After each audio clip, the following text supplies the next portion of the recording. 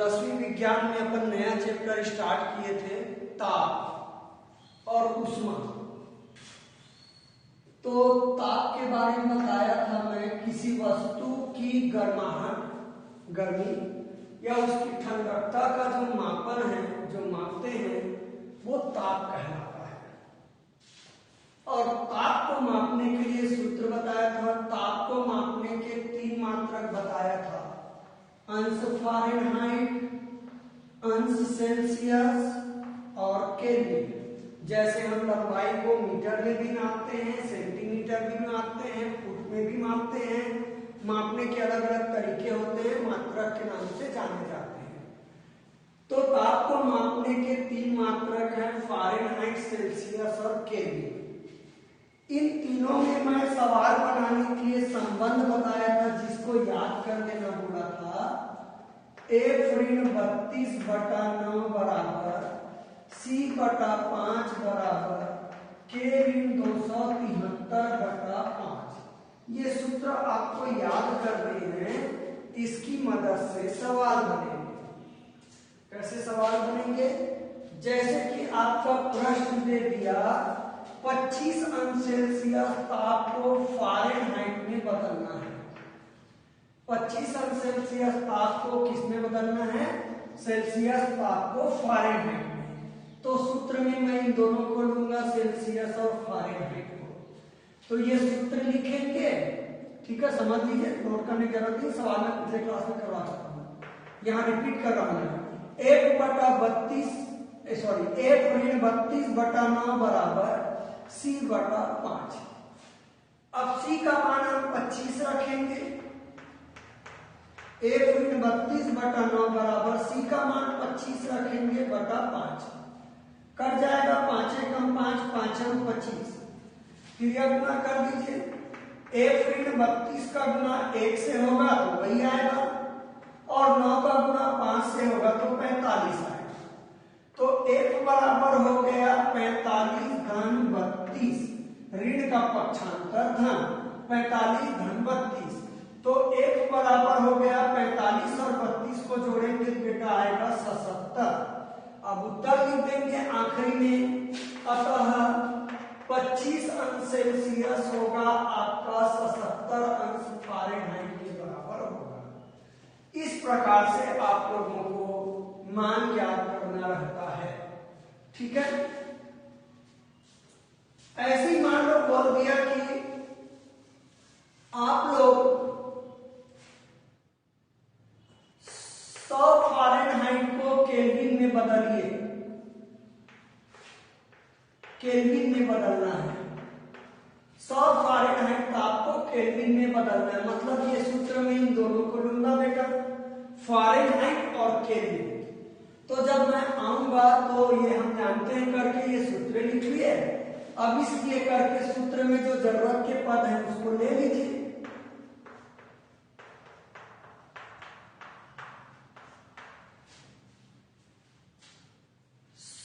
Fahrenheit को kelvin में बदलना है, यानी कि 1 की जगह 100 रख दूंगा।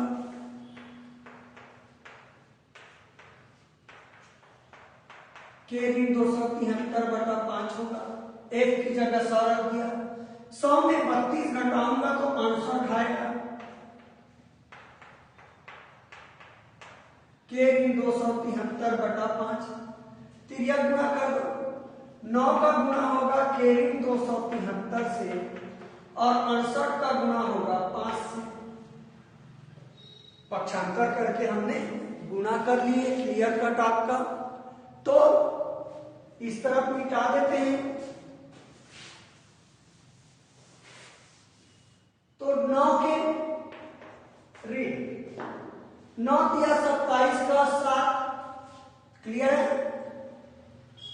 9 सत्ते 63, 27 में से हासिल 2 बचा था, 63 कर दो 65 का 5, हासिल आया 6। 9 दूनी 18 में 6 जोड़ोगे तो 24। मैं फिर गुणा कर रहा हूं 9 के। अब 9 का गुणा 3 से करेंगे, 9 दिया 27 का 7, हासिल आया 2। 9 सत्ते 63 कर दो 65 का 5, हासिल आया 6। 9 दूनी 18 और 6 24। तो ये आया 24 57। 65 68 करना 5 से करेंगे, 5 अट्ठे 40 का 0, हासिल आया 4, 5 6 का 30 और 4 34।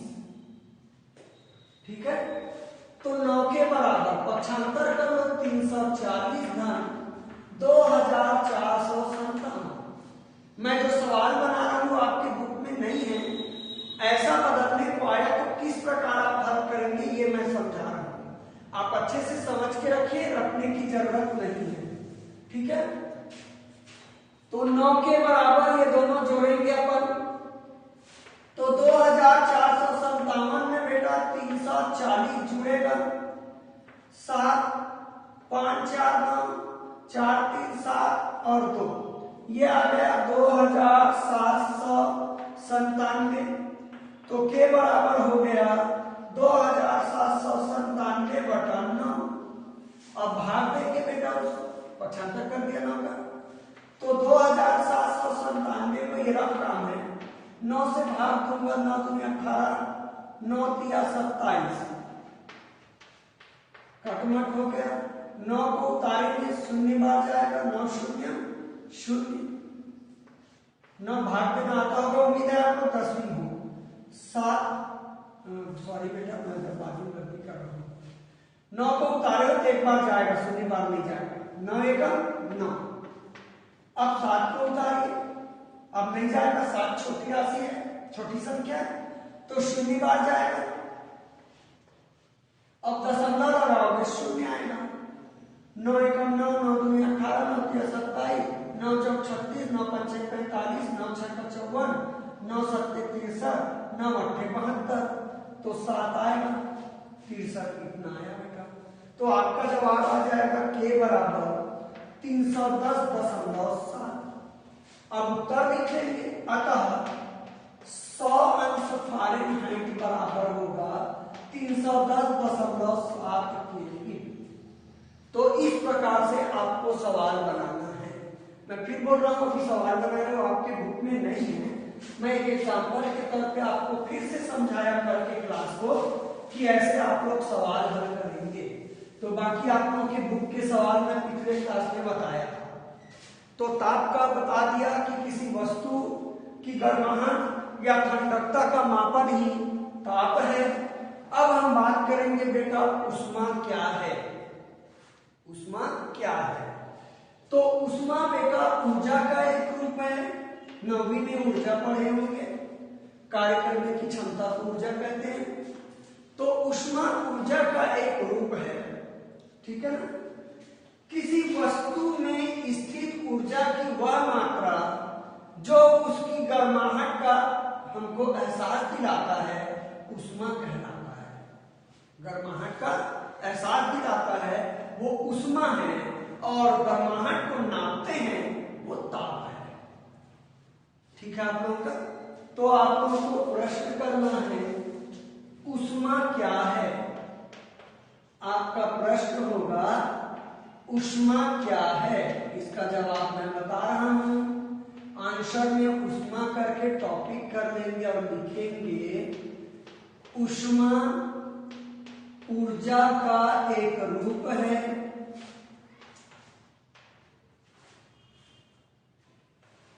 किसी वस्तु में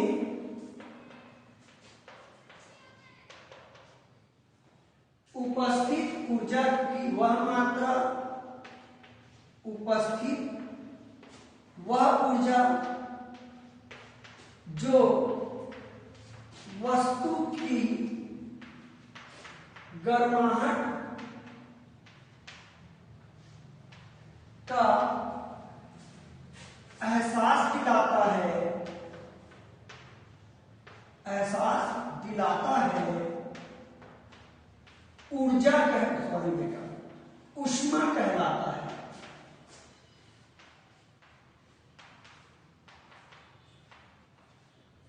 तो ऊष्मा ऊर्जा का एक रूप है बेटा, जल्दबाजी में थोड़ा धीरे बताऊंगा। एक रूप है किसी वस्तु में उपस्थित वह ऊर्जा जो वस्तु की गर्माहट का एहसास दिलाता है, ऊष्मा कहलाता है। एहसास दिलाती है मतलब ऊष्मा कहलाती है। स्त्रीलिंग है बेटा, कितनी है ऊष्मा की मात्रा। तो ये आप लोगों को मैं फिर रिपीट बता रहा हूं बेटा, ऊष्मा और ताप को।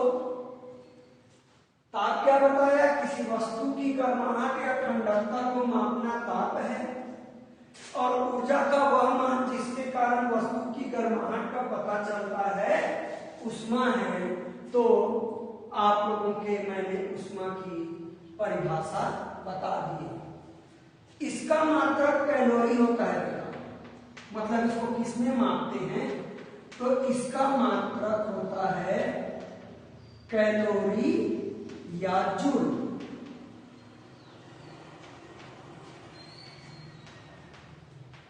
जैसे अभी ताप को किसमें मापे थे? अंश सेल्सियस, अंश फारेनहाइट या केल्विन में। वैसे ऊष्मा का मात्रक होता है कैलोरी या जूल के रूप में हम ऊष्मा का मात्रक लिख सकते हैं। ठीक है, तो मैंने ऊष्मा और ताप की परिभाषा आपको दे दी।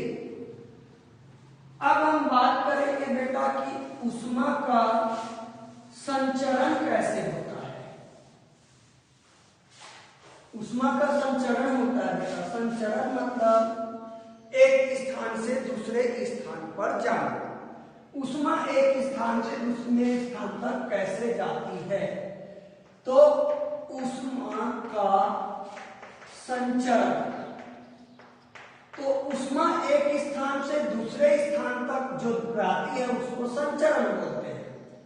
तो ऊष्मा एक स्थान से दूसरे स्थान तक जाती है बेटा तीन तरीके से। एक को बोलते हैं चालन, दूसरा तरीका है संवहन। बड़ा लिखूं क्या? दूसरा तरीका है संवहन, और तीसरा तरीका है विकिरण द्वारा। तीनों को ध्यान से आप समझेंगे। ऊष्मा का एक स्थान से दूसरे स्थान तक जाना ऊष्मा का संचरण कहलाता है।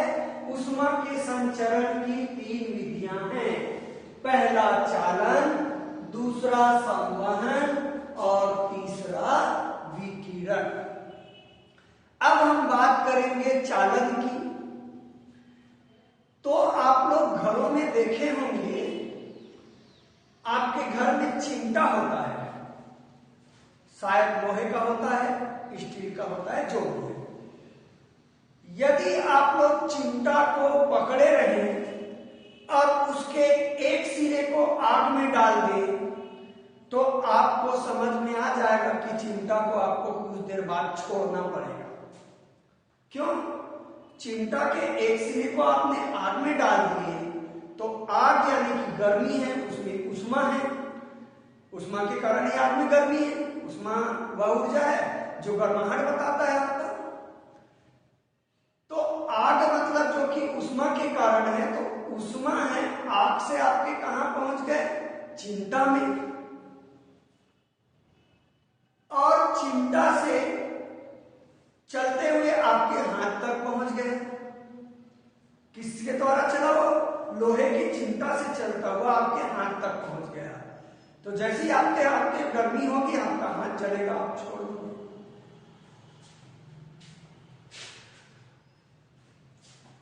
ऐसे ही आप लोग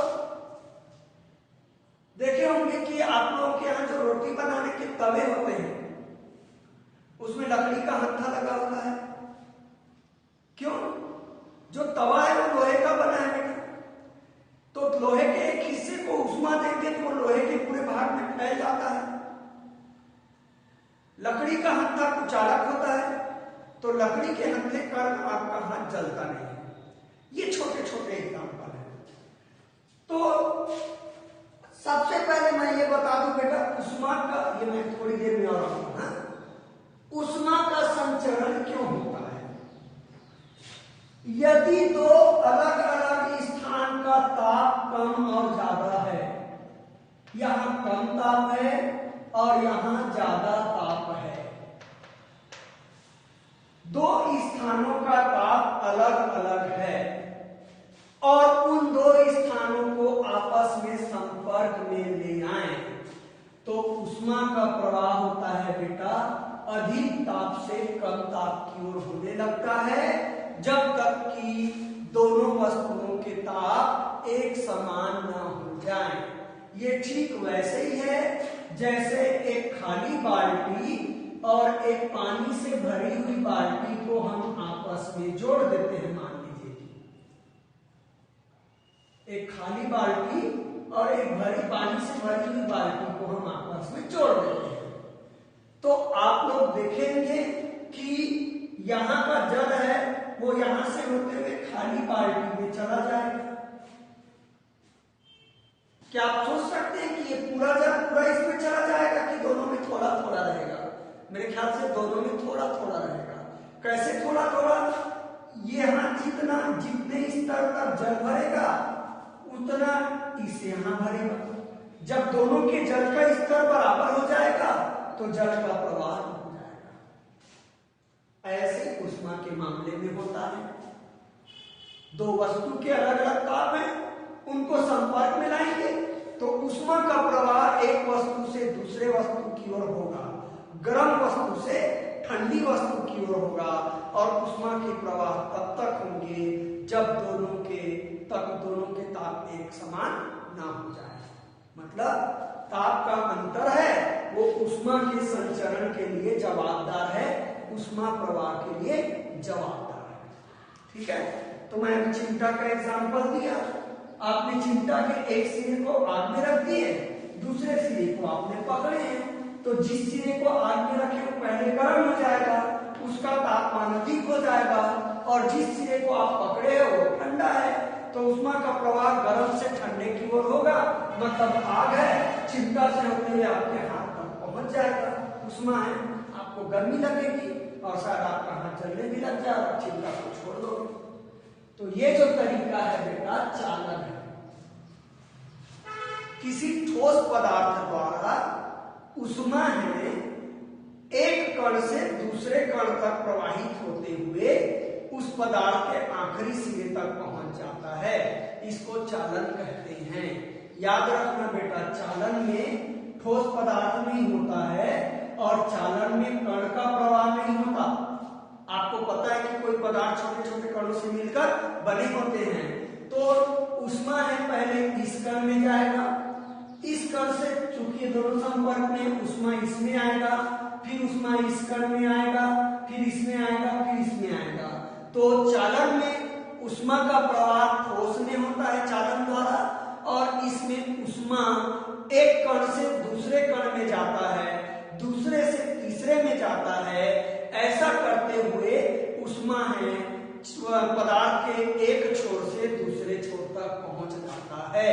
इसमें ऊष्मा प्रवाहित होता है तो कण का में कोई गति नहीं होती। चालन में पदार्थ के कण में कोई गति नहीं होती या गति के कारण ऊष्मा का प्रवाह नहीं होता। क्लियर है? ठोसों में होता है प्राय। दूसरा बात करें अपन संवहन। मान लीजिए आपने एक बर्तन में पानी रख दिए, पानी को गर्म करने के लिए आपने रख दिया। एक बर्तन में पानी है, उसको हम गर्म करने के लिए रख दिए हैं। मान लीजिए आपको चित्र नहीं बनाना है, मैं केवल समझा बस रहा हूं। ठीक है, तो आपको पता है बेटा बर्तन है वो सुचालक है, ऊष्मा का चालन कर सकता है। तो मैं बर्तन को जब गर्म करूंगा तो धीरे धीरे पूरा बर्तन गर्म हो जाएगा, धीरे धीरे पूरा बर्तन गर्म हो जाएगा। मान लीजिए कि ये वाला हिस्सा पहले गर्म हुआ आग के कारण, तो यहां से जितना पानी का कण जुड़ा है वो गर्म हो जाएगा। पानी का कण है वो गर्म होकर ऊपर आ जाएगा, गतिज ऊर्जा आ जाती है, ऊपर की ओर चलने लगेगा। उसके जगह ठंडा कण जाता है, फिर उष्मा लेकर वो आगे बढ़ जाएगा, फिर अगला कण उष्मा लेकर आगे बढ़ जाएगा। इस प्रकार से पानी पूरा गर्म हो जाता है। दोनों में फर्क है बेटा। चालन में ऐसा कण नहीं गया उष्मा लेकर, लेकिन संवहन में द्रव या गैस के कणों में होते हैं, जिसके कणों में गतिज ऊर्जा पाई जाती है, थोड़े थोड़े गतिशील कण रहते हैं कण। तो द्रव या गैस में संवहन होता है। इसमें जो पदार्थ के कण हैं एक स्थान से उष्मा लेकर आगे बढ़ जाते हैं। इस प्रकार पदार्थ के सभी कण उस स्थान से उष्मा लेते जाते हैं और आगे बढ़ते जाते हैं, और धीरे धीरे करके पूरा पदार्थ है वो गर्म हो जाता है। दोनों में फर्क क्लियर है। चालन में क्या हुआ था, उष्मा है, एक कण से दूसरे कण में गया है, उष्मा चला है, कण नहीं चला है, कण अपनी जगह पे था। और संवहन में उष्मा को लेकर कण एक स्थान से दूसरे स्थान तक चला जाता है, यानी कि इसमें उष्मा का संचरण आपका कणों के गतिज ऊर्जा के कारण होने लगता है। तो ये संवहन है। अब विकिरण क्या है? आप ठंड के दिन में आग के सामने बैठ जाते हो गर्मी लेने के लिए, गर्माहट के लिए। तो गर्माहट किसके कारण आती है? उष्मा के कारण आती है। तो आग की उष्मा आग तक पहुंच जाती है। सोचे जरा कैसे पहुंचा? वहां तो कोई माध्यम नहीं है, आप आग से दूर बैठते हो। वैसे सूर्य है, सूर्य से गर्मी आपके पृथ्वी तक आ रही है। गर्मी मतलब उष्मा आ रही है सीधा सा, ठीक है ना? कैसे आ रही है सोचिए। यहाँ कोई द्रव या गैस तो लेके नहीं आए हैं, न सूर्य का संपर्क आपसे किसी ठोस द्वारा है। इसमें होता क्या है, उष्मा का संचरण प्रकाश द्वारा भी होता है।